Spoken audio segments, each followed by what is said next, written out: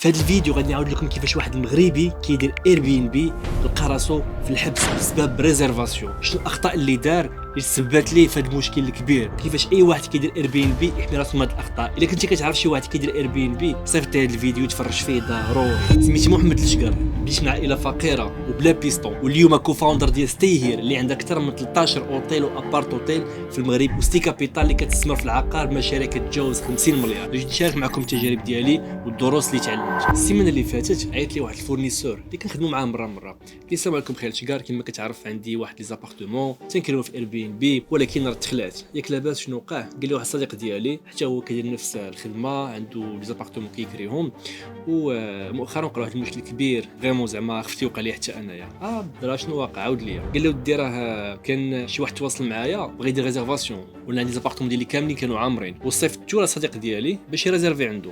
ريزيرفا عنده، من بعد شنو غادي يوقع؟ جا السيد ريزيرفاسيون ديال واحد، دخل مغربي دار التشيكين ديالو، ابخي اللي ما كانش قال للمدار بانه غادي يجي مع شي حد اخر. جات مع واحد السيده اللي ما كتجمعوا بينه وبين شي علاقه، ومراته كان سيق الخبر، السيد مجوج ومراته كان سيق الخبر انه غادي يخون مع شي وحده. جات حصلاتو في ديك الدار كيدير الفساد، مشات دعات راجلها وديك السيده، ودعات حتى مول الدار بالفساد والخيانه الزوجيه وما الى ذلك. مول الدار كيعيطوا ليه الله يخليك خصك تجي عندنا نمشي للكوميساريه نشوف معك واحد المساله. كيمشي كيلقى راسو كيتشد. السيد ماشي خدمته اير بي ان بي، عنده مشاغل اخرى كيديرها، سيد محترم، عنده زابارتمون شراهم كاستثمار في العقار وحطهم.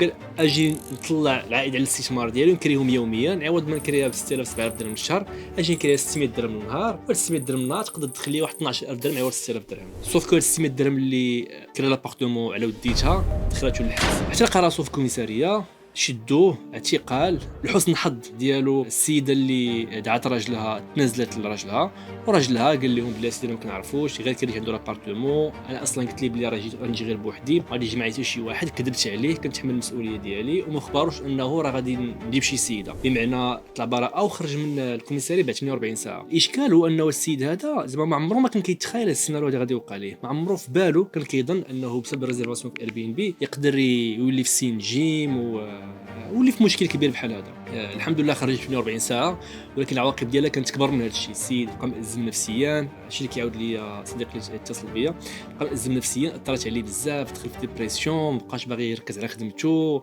مابقى باغي يدير شي حاجه في حياته. كيفاش كيقول انايا كنت معزز مكرم، ما خاصني حتى شي خير، بزاف 600 درهم ولا 500 درهم، حتى كنلقى راسي في الكوميساريه، وكون ما داك السيد فهمتي تنزلت ليه مراته غادي يجرني معاه، وكنت نقدر نمشي فيها شهور وندمر عائلتي، ندمر خدمتي، ندمر المستقبل ديالي. ما تاش فرصه هضر مع السيد هذا، مي تحت لي فرصه هضرت مع صديق ديالو اللي قال لي راه ما كنتش عارف، ولكن حتى انا كنتحمل قدر من المسؤوليه في المشكل الكبير اللي درت، حيت ما كنتش عارف. صيفط لي ريزيرفاسيون حتى لقيت راسي في هذه المساله هذه. دابا شنو ندير خيل شقر باش ما نطيحش انا في هذا المشكل هذا؟ شنو المساطر، شنو الاجراءات اللي نقدر نديرهم باش نحمي راسي ما نطيحش في نفس المشكل؟ وهنا كنتذكر انه زعما من شحال هذه من سنين وانا كنبه الناس عباد الله ردوا بالكم، راه اير بي ان بي راه ماشي ضحك، راه ماشي تفليه، راه ملي غتكري ابارتمون لشي حد خاص تعرف من كاريها، شنو غادي دير ديك لابارتمون، وشنو غادي يدير فيها، وشكون اللي غادي يجي لعنده. راه الناس عندهم الشقق ديالهم، من حقهم انهم فهمتي يحاولوا يقلبوا على احسن عائد من الاستثمار ديالهم. اوكي، ملي كيسمعوا بلي اير بي ان بي راه احسن عائد ما كيفكروش بزاف، كيمشيو كيصوروها، كيشوفوا فيديوهات في يوتيوب، وكيمشيو كيديروا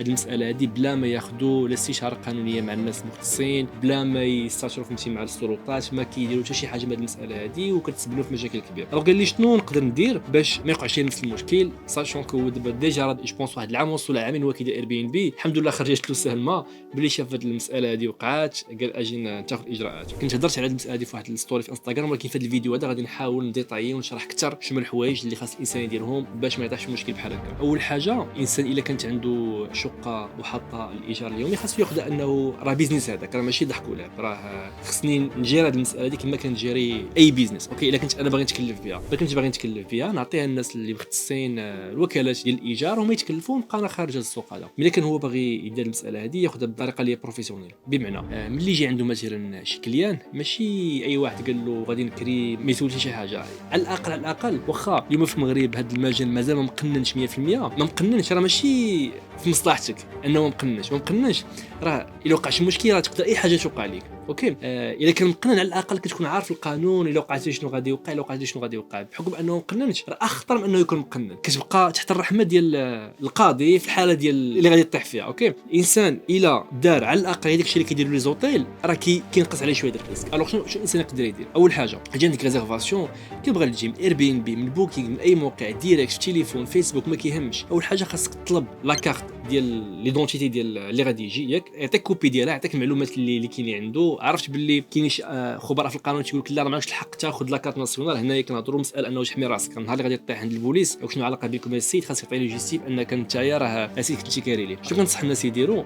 خذ كوبي ديال لا كارت ناسيونال. هذا بالنسبه لي انا غير فلتر. اي واحد اللي غادي يقول لك لا ما عطاش كوبي ديال لا كارت ناسيونال راه كاين في راسو شي حاجه، فهمتي، غيحيدوا عليك، فهمتي، ما غاديش تحل في هذا المشكل. لكن هو يقدر يدير المشكل. غادي تقول شحال غادي يجيو من واحد، قال لك غادي نجيب واحد لا كارت ناسيونال ديالو، غادي يجي مع شي حد يقول له عطيني لي كارت ناسيونال ديالهم، صيفطهم ليك، طالع عليهم، شوفهم، ماشي مشكل. خصك تعمر لي كونطرا، الله يجعل لك عندك غير وحده خاصك دير معاه كونطرا. الكونطرا سامبل، واحد العقد اللي كيجمع بينك وبينه، شنو العلاقه بينك وبينه، تيكون فيها الاسم ديالو، فوقاش غادي يدير تشيكين، فوقاش غادي يدير تشيك اوت، شحال غادي يجلس عندك من النهار، فين كاين العنوان ديال ديك الشقه اللي غادي يجلس فيها، القوانين الداخليه انه هذه الشقه كتلجا فهمتي لكاع القوانين ديال المغرب، كونسوماسيون ديال الدروغ ممنوعه، الكونسوماسيون ديال الشراب ممنوع، بروستيسيون ممنوعه، واي واحد كاين ديك الدار كيتحمل مسؤوليته الكامله في حاجه كيديرها تما. كاين ومول الدار خارج من المسؤوليه. على اي حال هادو غير العناوين الكبرى، مي ما فيها باس استثمر واحد 2000 5000 10000 درهم، شوف مع شي محامي، شي مستشار قضائي يصاوب لك كونطرا تكون بيان ريديجي، اللي غتكون نسخه مصغره من الكونطرا ديال الكرا ديال مده طويله. هذه غير نسخه مصغره ديالها اللي فيها النقاط هادو اللي غادي يحميوك انت. كيف اي ريسك غادي يكون عندك نتايا، غادي يكون المحامي حاول تدخلوا في هذيك الكونطرا، ونبه السيد ملي غادي يسنى يقول له فوالا شريف راه ما مسموحش انك تجيب عدد اكثر من الناس اللي ديكلاراتيون لي، قلتي غتكون بوحدك، راه بوحدك في هذه الكونطرا هذه، من اللي جبتي شي واحد اخر راه كتحمل مسؤوليتك وما الى ذلك. كما قلت لسوء الحظ هذه المساله ما مقناش في المغرب، ولكن هذا ريسك في حد ذاته، راه ماشي فرصه، راه ماشي اوبورتونيتي، وخاصك دير الماكسيموم باش تحمي راسك. لا قدر الله وقعت شي حاجه كتكون بروتيجي. تقدر بزاف ديال الناس يجيو هادشي بلي اكزاجيرا، ولكن راه ثقوا بيا، راه ملي كيوقع المشكل راه تجبد كاع الاوراق هادو كاع لي جوكر هادو وطلب زهرك، فهمتي، واش طيح في شي قاضي فهمتي اللي ياخذوا بعين الاعتبار. ذكرنا خديتي لا كارت ناسيونال ديالو، عندك الكونطرا عمرها وصلنا ملي وصل. ثالث حاجه خاص ولا بدا دير كاميرات. اوكي، يقدر مثلا يكذب عليك يقول لك بلي غادي نجيب وحدي، يجيب من بعد فهمتي 4 5 ديال الناس يديروا الفوضى تما، كاين يديروا شي حفله نون سولمون يقدروا يديروا لك مشكل مع الجيران، يجي غادي يعيطوا للبوليس ومتما كيبداو المشاكل. الوغ ولا بدا دير الكاميرا، رد البال. اليوم كاين كاميرات فهمتي لي سمارت كيطلع نوتيفيكاسيون غير الا دار شي واحد من داك الكولوار، كيف غديرها اون فاس مع الكولوار ديال لابارتمون ديالك بوحدها، يدخل شي حد ولا خرج راه كتوصلك نوتيفيكاسيون باش تعرف شنو اللي داخل. مثلا ممكن يكون عندك واحد البيزنس اللي هو محل ما كتطلش عليه كاع، فهمتي، خاصك تبقى راد ليه البال او عطي الناس اللي مختصين باش انهم يردوا ليه البال. على اي حال كترد البال الكاميرا ديالك، لاحظتي شي حاجه ماشي هذيك كتعيط للسيد الله يخليك شريف، قلتي غتجيب وحدك، دخلت معك واحد السيد، دخل معك واحد السيد خاصو يخرج دابا اولا غادي نعيط للبوليس، فهمتي، زعما خاص تكون فريمون فيرم، حيت راه مساله راه ما فيهاش الضحك. اوكي، راه ما كنتيش بحال هكايا تقدر فهمتي من بعد دفع الثمن اللي هو كبير. الوغ الا طلبتي لاكار، سنيتي الكونطار، رديتي البال لابارتمون ديالك، قبل ما هادشي كامل بعدا خاصك فريمون تفلتري الناس ديالك. الا كان غادي يجي عندك شي واحد واش كيتي فيه انه هو ولد كازا ساكن في الحي اللي حداك وجاي باغي ياخذ لابارتمون دار السبت، راه باين شنو باغي يدير فيها. اوكي، زعما هاد الكلمه عندك ما دير به، كيف رد البال، ماشي اي ثمن. جاك الكليان فهمتي غادي تقول اوكي ماشي مشكل غادي ندير 500 درهم ندير 1000 درهم، راه 1000 درهم تقدر دير لك مشكل من بعد اللي ندمك عليها كامله. كيف رد البال الكليان ديالك اللي شكيتي فيه حيدوا عليك، اللهم ديري 50% ديال لوكيباسيون وحيد عليك الريسك، لانك تقلب انك دير 80 90% اللي جا بسم الله ودير راسك مشكل كبير. اوكي، هادشي اللي قلت للصديق ديالي في التليفون، الا بغيتي تمينيميزي عليك الريسك فهمتي راه هادو هما الخطوات اللي خاصك دير. اوكي، الا كانت عندك ابارتمون وحده كان عندك جوج ثلاثه دو بريفيرونس، دير الامور ديالك بواحد الطريقه لي بروفيسيونيل، اسس الشركه ديال لا جيستيون، كاين انت هاد الشقق الشركه ديالك، الشركه دير فيها شي موظف ولا مجموعه موظفين اللي غادي يقوموا بالسير ديال المساله هذه، خرج انت هاد السوق هذا. اوكي، بيان سور ديكلاري فهمتي شي فيردافير ديالك، خلص الضرائب اللي كاينين عندك، ديكلاري الموظفين ديالك باش الامور فهمتي كتكون بواحد الطريقه اللي هي بروفيسيونيل. والشركه بيان سور ما كتحملكش 100%، راه هي غير واحد الحاجز بينك وبين داك الريسك اللي يقدر يكون. مي نتمنوا ان شاء الله عما قريب هذا القانون ديال كراء الشقق اليوميه يخرج عما قريب ان شاء الله، ويوضح بزاف ديال النقاط ويحمي الناس في حاله ما وقع شي مشكل تيقول لهم اوكي انا كاري لهم بهذا الكونطرا اللي ديجا مخرجها وزاره السياحه والوزاره الوصيه. هادشي اللي قلت ليه، قال لي اوكي شكرا جزيلا، ونتمنى ياخذ بهاد النصائح هادو. اذا درتي هادشي اللي قلت في هذا الفيديو هذا فراه اضعاف الايمان، ما كيحميكش 100%، كتحيد عليك الريسك بواحد النسبه اللي هي كبيره، ولكن كيبقى عندك واحد الريسك طالما انه الامور مازال ما مقناش في المغرب.